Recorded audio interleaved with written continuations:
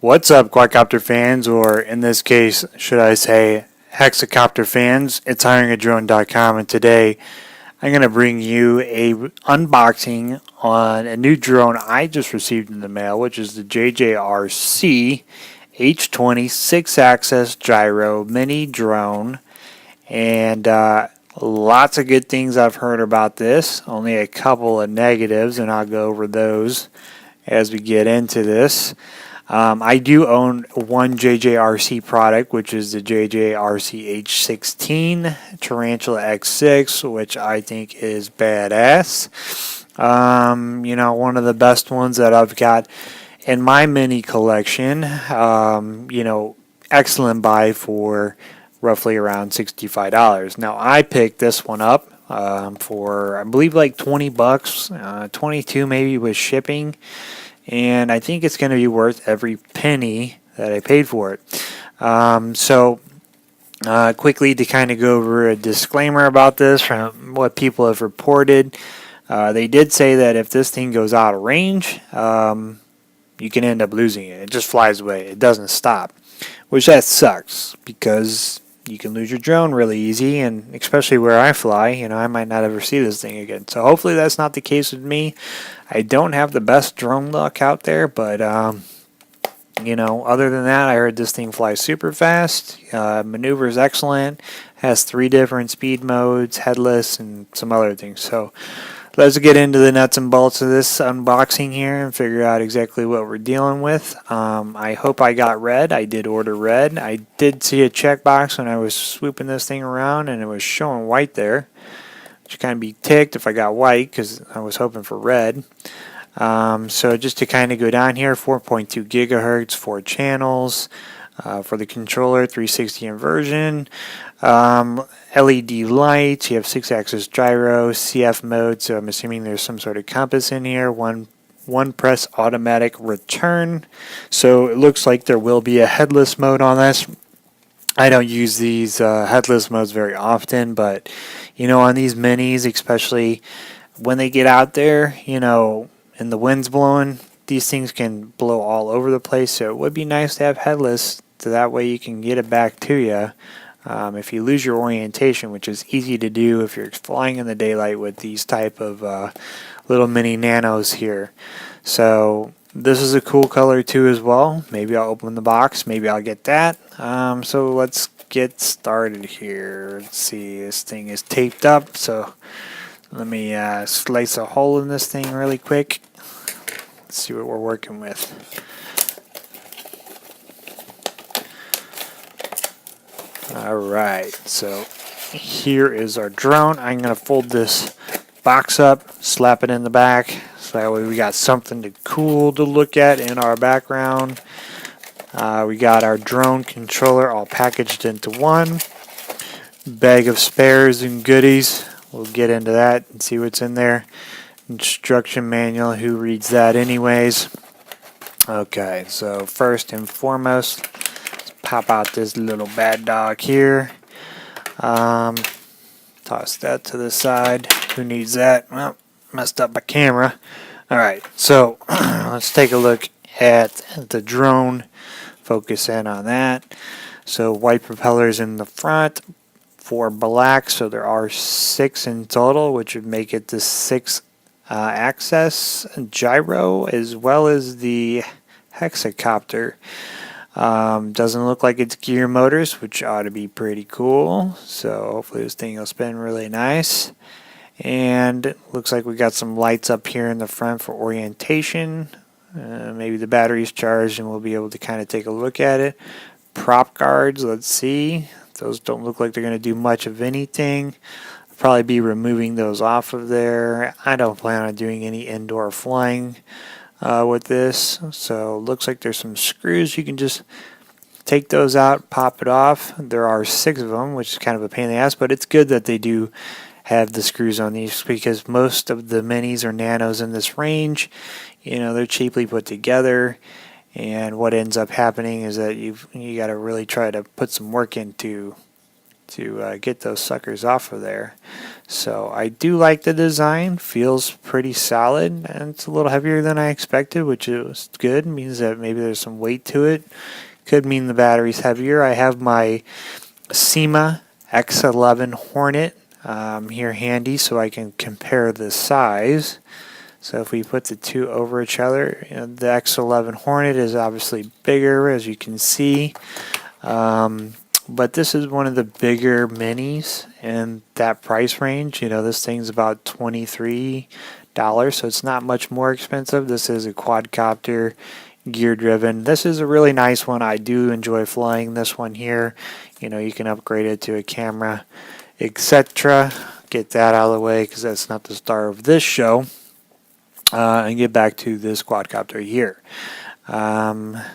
It looks like this plug goes in here, so let me see if I can do this. This is a little tedious, and the plugs seem to be a little bit reversed as far as what my other nanos are, so I don't think I'll be able to universally use other batteries or anything in here. I don't think I would want to try because I could probably fry the board by doing so. Well, I'll have to take a better look at this battery. I'm not sure how this is going to work out. So let's get an idea of what the size of this battery is. JJRC, so it's 150 milliamps. Not very big. Probably not going to get the same flight time as like I would in my SEMA here. This one I get about 5 to 6 minutes consistently. So I'm thinking probably on this one here I'll be in like the 4 to 5 minute range. I don't know if the extra propellers and motors is going to make a difference draining this thing. I mean, I don't do a ton of flips. I do fly it like I still it, so that ought to drain it quite a bit. I would like to get this battery in here and turn the lights on just so we can get a look at it, but not too sure how this is going to work out. So maybe I'll just cheat a little bit and I'll just plug it in without putting the battery back in there. We got some blue lights there in the front for orientation, which is good, which is pretty standard. Some reds in the back. I figured with all the propellers on here you would have some more lights, but you know that's only going to confuse things even worse. So red, blue, that's cool. I can get down with that. So let me pop this battery out of here so this thing isn't blinking the whole time. Talk about the rest of the drone. Not too sure I'm liking where that port is placed for the battery. It seems like it could be a little bit of a headache moving forward, trying to put this in here and then sliding the battery in there. We'll just kind of have to play it by ear and see how everything plays out. Let's get into this controller. A basic standard design of most of your nanos or minis. Not too much different here. This does have some buttons up here on the bumpers on the top.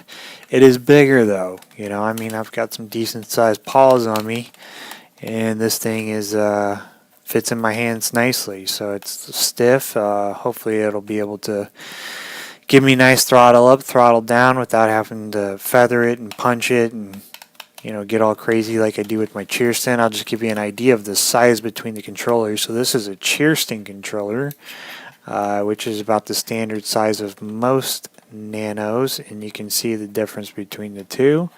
And you got your additional bumpers up here on top. So I'm assuming this is going to be your speeds. It's supposed to have 3 speeds. And then you're also going to have your special button for doing your flips. Almost like you push in, push left, right, up, down. In order to do your flips, you got your trims, your on, off. See what kind of batteries it takes. So 2 double A's instead of triple A's, like the Cheerston controller I just showed you. It has triple A's. And the batteries seem to wear down fairly quick, so hopefully I'll get more flight time, better response to my quadcopter as well. And then let's bust out this bag and see what they gave us. Let me get my instructions here and lay it all out. Give it a little backdrop here. So we got a screwdriver, This is nice. These come in handy. I'm collecting quite a bit because my little drone collection is getting bigger, so can never have enough screwdrivers. I have my USB charger. This is reverse polarity.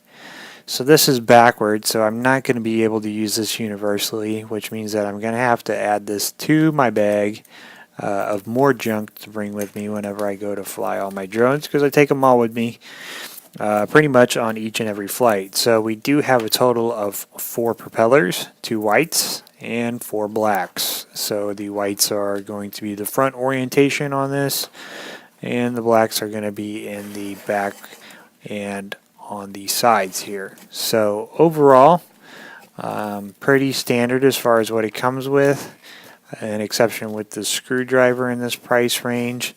So we got the bigger controller, which is a plus. We got the Hexacopter, so more propellers, probably have better pitch with this.